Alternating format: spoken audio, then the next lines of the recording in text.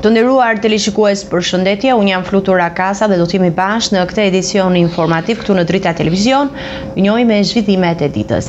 Progresi i Shqipërisë në luftën kundër korrupsionit dhe krimit të organizuar është vlerësuar pozitivisht nga Këshilli i Evropës. Në dokumentin e konkluzioneve për procesin e zgjerimit, Brukseli nënvizon rolin kyç të SPAK dhe gjykatës së posaçme antikorrupsion dhe i bën thirrje vendit që të forcojë më tej integrimin, llogaridhënien dhe pavarësinë e sistemit të drejtësisë. Në raportin e fundit për Shqipërinë, Këshilli i Evropës përshëndet rezultatet e arritura nga prokuroria e posaçme kundër korrupsionit dhe krimit të organizuar, edhe gjykata e posaçme antikorrupsion, veçanërisht për hetimet dhe gjykimet e çështjeve të korrupsionit në nivele të larta. Dokumenti thekson gjithashtu bashkëpunimin e mirë të SPAK-ut me agjencitë e zbatimit të ligjit në BE dhe shteteve anëtare, duke theksuar se ky bashkëpunim duhet të vazhdojë dhe të zgjerohet në hetimet financiare më komplekse. Këshilli vlerëson pozitivisht zbatimin e vazhdueshëm të reformave në drejtësi nga Shqipëria dhe nënvizon nevojën për të ruajtur integritetin dhe llogaridhënien e gjyqësorit përmes zbatimit të standardeve të larta të vendosura nga procesi i vettingut. Theksohet rëndësia e pavarësisë së gjyqësorit të SPAK-ut si dhe nevoja për të forcuar më tej qëndrueshmërinë e sistemit të drejtësisë ndaj çdo ndërhyrjeje të brendshme ose të jashtme, thuhet në dokumentin e Këshillit të Evropës. Për të çështjeve të drejtësisë, raporti bën thirrje edhe për një reformë gjithëpërfshirëse zgjedhore në përputhje me rekomandimet e OSBE-ut dhe Komisionit Venecias. Këshilli thekson rëndësinë e rolit të Kuvendit të Shqipërisë dhe miratimin e këtyre reformave dhe garantimin që procesi të jetë gjithëpërfshirës, konstruktiv dhe transparent. Sipas ekspertëve, vlerësimi i Këshillit të Evropës është një sinjal pozitiv për avancimin e Shqipërisë drejt Bashkimit Evropian, por paralajmëron nevojën për zbatim të vazhdueshëm të institucioneve të drejtësisë dhe për respektimin e plotë të standardeve të Bashkimit Evropian si element kyç për progresin e mëtejshëm në procesin e integrimit.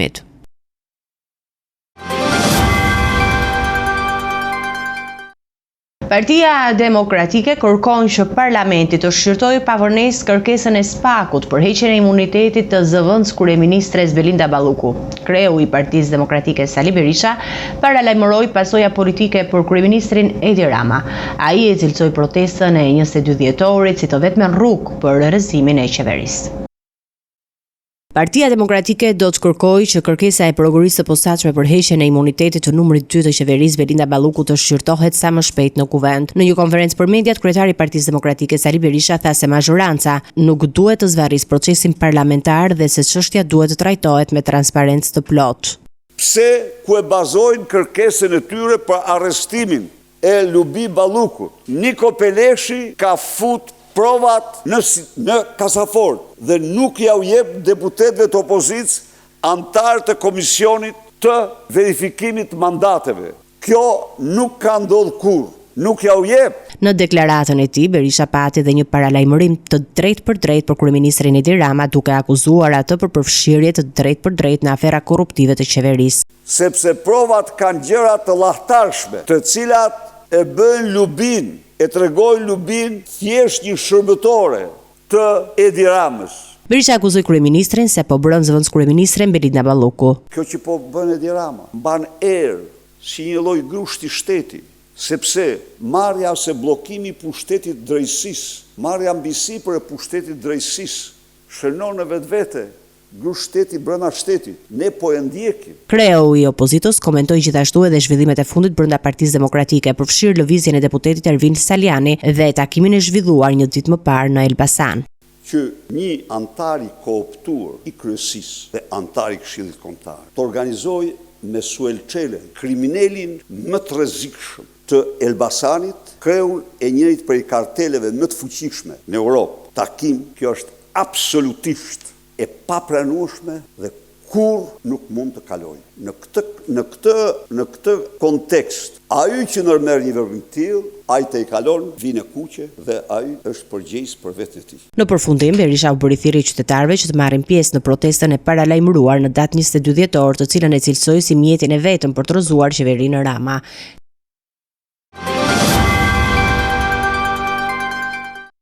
Prokuroria e posaçme ka refuzuar kërkesën e Këshillit Bashkiak të Tiranës për të lejuar kryebashkiakun Erion Veliaj të marrë pjesë në mbledhjen e diskutimit dhe miratimit të buxhetit të vitit 2026. SPAK argumenton se dhënia e lejeve për pjesëmarrje është e kufizuar vetëm në raste të sëmundjeve të rënda të afërmve ose fatkeqësive familjare, kriteret e të cilëve nuk plotësohen nga kërkesa e Këshillit.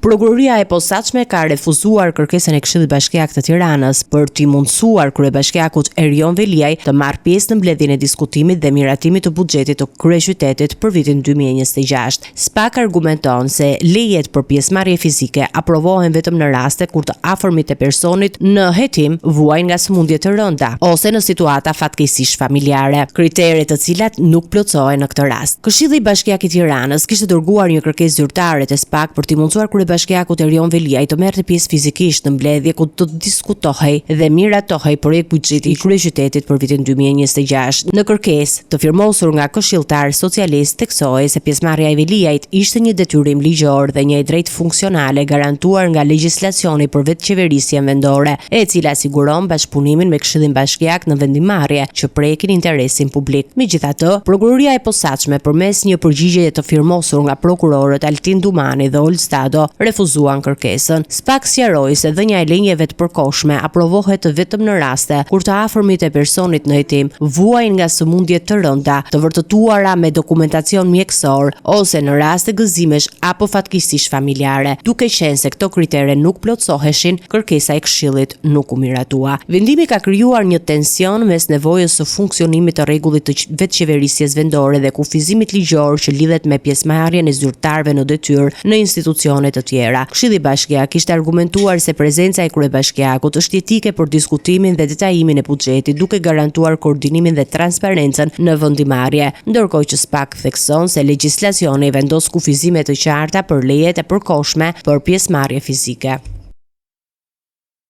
Prokuroria e posaçme ka vendosur të therrasë për të pyetur Ilir Metën në lidhje me ngjarjet e 21 janarit. Kreu i Partisë së Lirisë do të paraqitet të njëjtën në orën 10 pas kërkesës së depozituar prej tij për t'u marrë në pyetje. Dosja e 21 janarit është rikthyer në vëmendjen e drejtësisë së re pas vendimeve të Strasburgut dhe këmbguljes së familjarëve të viktimave.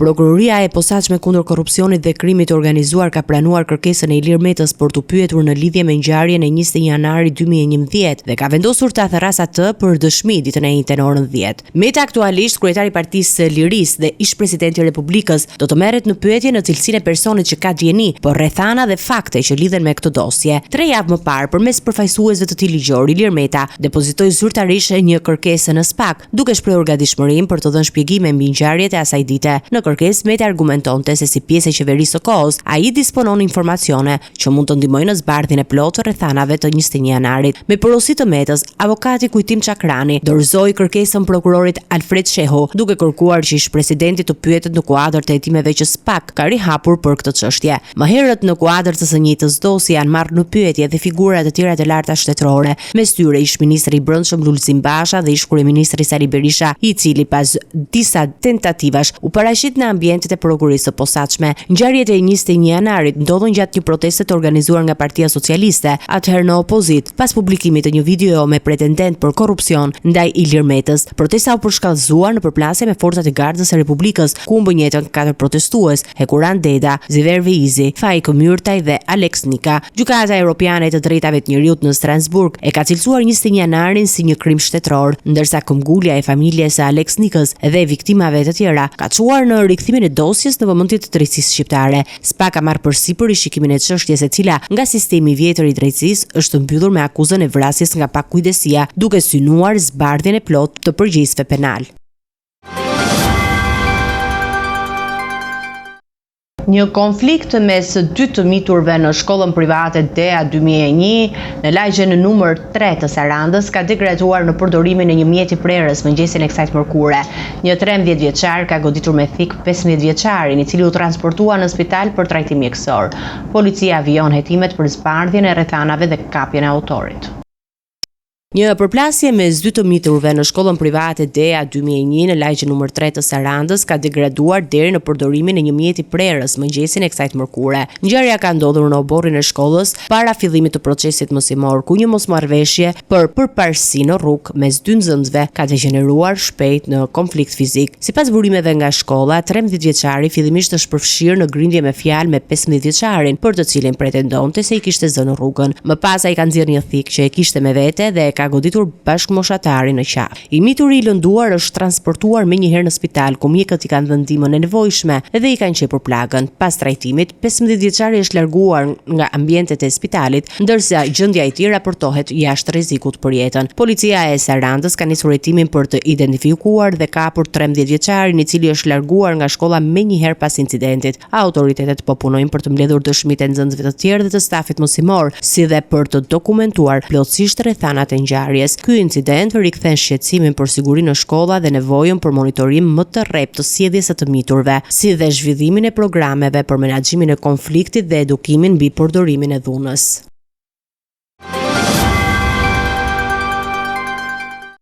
Autoriteti i konkurrencës ka konstatuar praktika kundër konkurrencës nga pikat e grumbullimit të frutave e perimeve në disa qytete të vendit. Sipas hetimit, grumbulluesit kanë koordinuar çmimet e blerjes dhe kanë ushtruar presion ndaj fermerëve për uljen e tyre.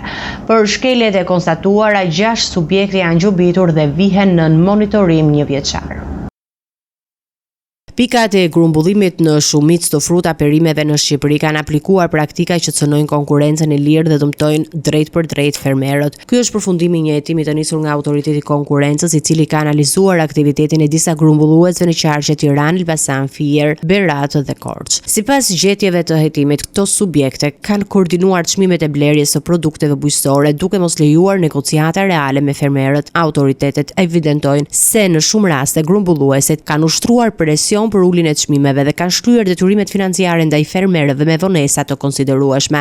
Autoriteti i konkurrencës thekson se nga vlerësimi i praktikave të ndjekura rezulton se fitimi i grumbulluesve ka qenë në disa raste deri në 2 fishim të kostove të prodhimit, duke krijuar një pabarazi të theksuar në zinxhirin e tregtimit të produkteve bujqësore. Në përfundim të procedurës administrative, Komisioni i Konkurrencës ka vendosur gjobitjen e 6 subjekteve që operojnë në këtë treg. Edhe pse masa konkrete e gjobës nuk bëhet publike, autoriteti nënvizon se vendimi ka një ndikim të drejtë për drejtë në zinxhirin ushqimor dhe përbën një sinjal të qartë për mbrojtjen e interesave të fermerëve, të cilët shpesh gjenden në pozita të pafavorshme në negociatat e shitjes së prodhimit të tyre. Përveç masës administrative, 6 biznese të ndëshkuara janë të detyruara të afishojnë në mënyrë të dukshme çmimet e produkteve që grumbullojnë dhe do të jenë subjekt monitorimi për një periudhë njëvjeçare. Paralelisht, Komisioni i Konkurrencës rekomandon Ministrisë së Bujqësisë marrjen e masave për formalizimin e tregut dhe krijimin e një burse për prodhimet bujqësore si një mekanizëm për rritjen e transparencës dhe forcimin e pozitës së fermerëve në treg. 2 persona janë arrestuar dhe një tjetër është shpadur në kërkim nga policia e Tiranës për tregti armësh. Në pranga ranë Bledar Jella, 29 vjeç dhe Xhemal She, 60 vjeç, ndërsa janë sekuestruar 2 pistoleta dhe municion luftarak. Hetimet vazhdojnë për dokumentimin e plotë të veprimtarisë kriminale dhe kapjen e të tjerëve të përfshirë. Policia e Tiranës pas disa muajsh hetime zbuloi një grup që merrej me tregtinë e armëve të zjarrit në kryeqytet. Në kuadër të operacionit u vu në pranga Bledar Jella, 29 vjeç, dhe Xhemal She, 60 vjeç, ndërsa një person tjetër është shpadur në kërkim. Blut sekuestruan 2 armë zjarri, pistolet dhe municion luftarak, të cilët dyshohet se do të shiteshin ilegalisht në kryeqytet. Sipas hetimeve, 3 të dyshuarit ishin pjesëtar të një grupi kriminal që merrej me tregtinë e armëve të zjarrit. Policia në drejtim të prokurorisë vijon hetimet për dokumentimin e plotë të veprimtarisë dhe identifikimin e personave të tjerë të përfshirë në këtë rrjet. Sipas statistikave, mesatarisht çdo muaj sekuestrohen 33 armë pa leje, ndërsa gjatë gjysmës së parë të vitit u sekuestruan mbi 200 armë të tilla në operacione të ndryshme në të gjithë vendin. Prokuroria e Sarandës ka dërguar në gjyq 16 persona, 13 prej të cilëve akuzohen për prodhim dhe shitje të lëndëve narkotike. Hetimi një vjeçar zbuloi një rrjet të shpërndarjes së drogës në Sarandë dhe Delvin me fokus kryesor moshat e reja. Dosja është ndërtuar mbi përgjime, vëzhgime dhe metoda proaktive hetime. Prokuroria pranë gjykatës së shkallës së parë Sarand ka përfunduar hejtime dhe ka dërguar për gjykim 16 persona të dyshuar për përfshirje në një aktivitet të organizuar të prodhimit, mbajtjes dhe shitjes së lëndëve narkotike. Hejtimi i cili zgjati rreth një viti u zhvillua përmes metodave proaktive, vëzhgimeve në terren dhe përgjimeve telefonike. Sipas organit të akuzës, aktivitetet kriminale shtrihej kryesisht në qytetet e Sarandës dhe Delvinës, ku lëndët narkotike shpërndaheshin në mënyrë të përsëritur, tek të rinjt. Prokuroria thekson se shitja kryhej në bashkëpunim mes të pandehurve duke krijuar një zinxhir të mirë organizuar furnizimi dhe shpërndarjeje. Të pandehurit të identifikuar janë të moshave nga rreth 18 deri në 40 vjeç. Ata akuzohen për veprime penale, prodhim dhe shitja e narkotikëve të kryera në bashkëpunim dhe më shumë se një herë. Në kuadër të njëjtës dosje, një prej të pandehurve përballet me akuzën për mbajtje pa leje të armëve të ftohta, ndërsa 3 persona të tjerë janë marrë të pandehur edhe për drejtimin e automjeteve në mënyrë të parregullt, pasi janë konstatuar duke drejtuar mjete në efektin e lëndëve narkotike. Prokuroria e Sarandës bën me dije se hetimet nuk janë mbyllur dhe se çdo person tjetër që mund të rezultojë i përfshirë në këtë aktivitet kriminal do të përballet me përgjegjësi penale në përputhje me ligjin. Një 24 vjeçar i shpadur në kërkim ndërkombëtar është arrestuar në Serbi në kuadër të një operacioni të përbashkët policor. Klevis Metalla akuzohet se në janar të këtij viti ka ushtruar dhunë ndaj bashkëtueses së tij, e cila ishte shtatzane. Autoritetet shqiptare kanë nisur procedurat për ekstradimin e tij drejt Shqipërisë. Një shtetas shqiptar i shpallur në kërkim ndërkombëtar është arrestuar në shtetin serb në kuadër të operacionit policor të goduar The Wanted. Në pranga ka rënë 24 vjeçari Klevis Metalla, i cili kërkohej nga autoritetet shqiptare për një ngjarje të rëndë dhune në familje. Sipas hetimeve, Metalla akuzohet se në muajin janar të këtij viti ka ushtruar dhunë të rëndë fizike ndaj bashkëtueses së tij, e cila në atë kohë ishte shtatzan. Për këtë ngjarje, gjykata e Dibrës kishte caktuar ndaj tij masën e sigurisë arrest me burg për veprën penale plagosje e rëndë me dashje. Arrestimi i tij u bë mundur fal bashkëpunimit mes Interpol Tiranës dhe Interpol Beogradit pas lokalizimit të 24 vjeçarit në territorin e Serbisë. Aktualisht Metalla ndodhet në ndalim provizor, ndërsa autoritetet shqiptare vijojnë bashkëpunimin me palën serbe për përfundimin e procedurave të ekstradimit. Pas timit në Shqipëri, 24 vjeçari pritet të përballet me drejtësi për akuzën e rëndë që rëndon mbi të.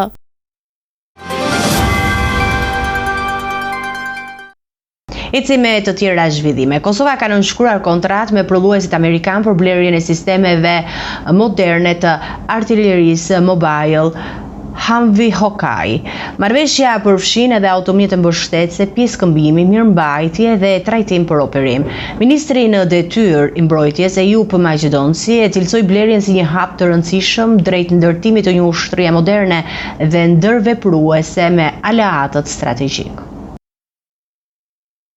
Kosova ka nënshkruar një kontratë me prodhuesin amerikan të industrive ushtarake AM General për blerjen e sistemeve moderne të artillerisë mobile Humvee Hawkeye. Lajmi është bërë i ditur nga ministri i detyrë i mbrojtjes Eyüp Maqedonci përmes një postimi në rrjetin social Facebook. Sipas Maqedoncit, kontrata nuk përfshin vetëm sistemet të artillerisë, por edhe automjete moderne mbështetëse, pjesë, rezervë, shërbime mirëmbajtje si dhe trajnime të specializuara për personelin që do t'i operojë këto sisteme. Ai thekson se kjo marrëveshje shënon një fazë të re në zhvillimin e forcës së sigurisë së Kosovës, veçanërisht në rritjen e fuqisë së zjarrit dhe aftësisë për qitje në distanca të largëta. Me këtë blerje, ushtria jon po kalon në një fazë të re zhvillimi duke forcuar ndjeshëm kapacitetin mbrojtjes dhe duke ndërtuar një forcë moderne, të gatshme dhe plotësisht të ndërveprueshme me aleatët tonë strategjik. Shkruan Maqedonci duke shtuar se ky investim garanton siguri më të madhe për vendin dhe stabilitet afatgjatë në rajon.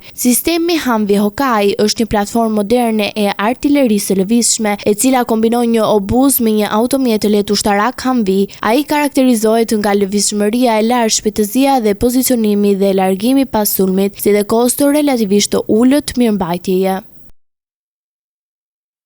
Bashkimi Evropian ka dhënë dritë njëshile për financimin e 4 projekteve në Kosovë, duke nisur heqjen e pjesëshme të masave ndëshkuese të vendosura në vitin 2023. Vendimi lidhet me atë që BE ka vlerësuar si transferim të rregullt dhe të qetë të pushtetit lokal në veri të vendit. Pavarësisht këtij hapi, një pjesë e masave ndaj Kosovës mbeten ende në fuqi.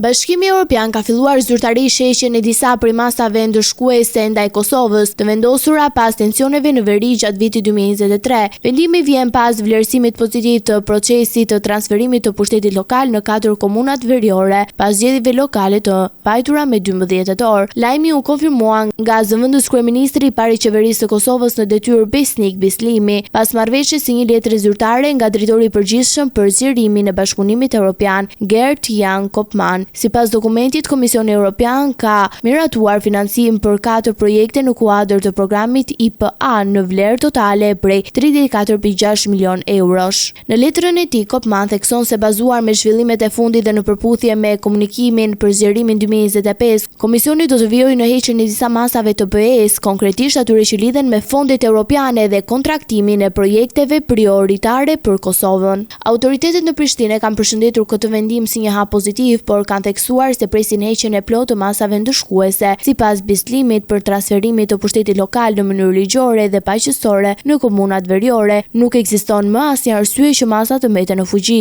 Megjithatë, mediat në Kosovë raportojnë se Bashkimi Evropian nuk pritet të heqë të gjitha masat brenda këtij viti. Komisioni Evropian ka kërkuar që Kosova të paraqesë edhe projekte për përdorimin e fondeve të para të antarësimit IPA në periudhën 2026-2027, të cilat do të duhet të miratohen nga Komisioni dhe të mbështeten nga shtetet anëtare të BE-s.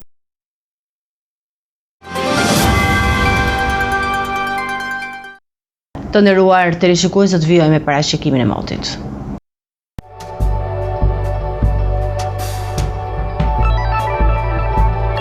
Territori shqiptar për datën 18 dhjetor 2025 do të jetë në ndikimin e masave ajrore relativisht të qëndrueshme, duke sjellë mot kryesisht me vranësira dhe intervale kthjellimesh në disa zona.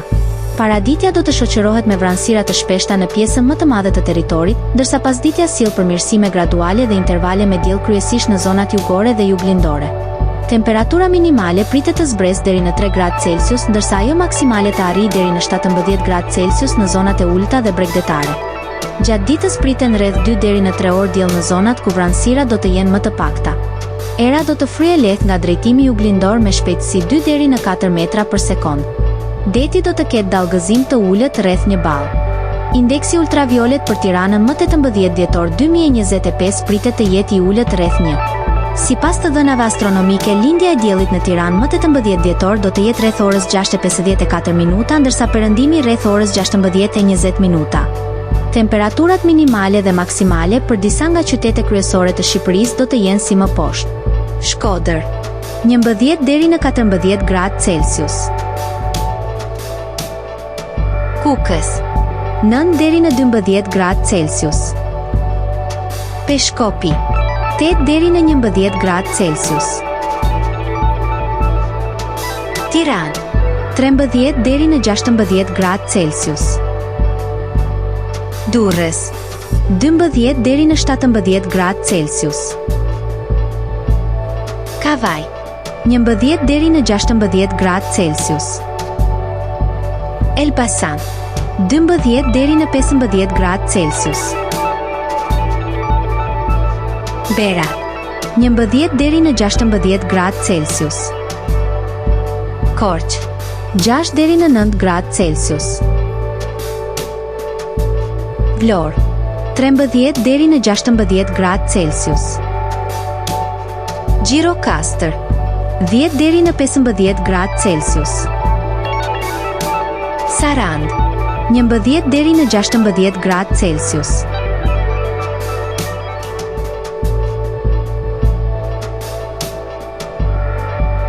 Territori i Kosovës për datën 18 dhjetor 2025 do të jetë në ndikimin e kushteve të qëndrueshme atmosferike me mot pjesërisht të vranët dhe intervale kthjellimesh. Paraditja do të jetë me vranësira të her pas hershme, ndërsa pasditja sjell intervale më të shpeshta me diell.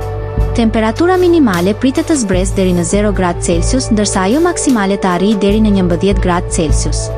Era do të fryejë lehtë nga drejtimi verilindor me shpejtësi 2 deri në 3 metra për sekond. Indeksi ultraviolet për Prishtinën më 18 dhjetor 2025 pritet të jetë i ulët rreth 1. Sipas të dhënave astronomike, lindja e diellit në Prishtinë më 18 dhjetor do të jetë rreth orës 6:53 minuta, ndërsa perëndimi rreth orës 16:10 minuta. Temperaturat minimale dhe maksimale për disa nga qytetet kryesore të Kosovës do të jenë si më poshtë. Mitrovica 3 deri në 10 gradë Celsius. Podujev 0 deri në 9 gradë Celsius. Skënderaj 0 deri në 10 gradë Celsius. Pej 6 deri në 11 gradë Celsius. Prishtinë 2 deri në 10 gradë Celsius. Gjakov 2 deri në 10 gradë Celsius. Malishev 4 deri në 10 gradë Celsius. Gjilan 2 deri në 10 gradë Celsius. Ferizaj 3 deri në 11 gradë Celsius. Kaçanik 4 deri në 11 gradë Celsius. Suharek 4 deri në 11 gradë Celsius. Prizren 4 deri në 11 gradë Celsius.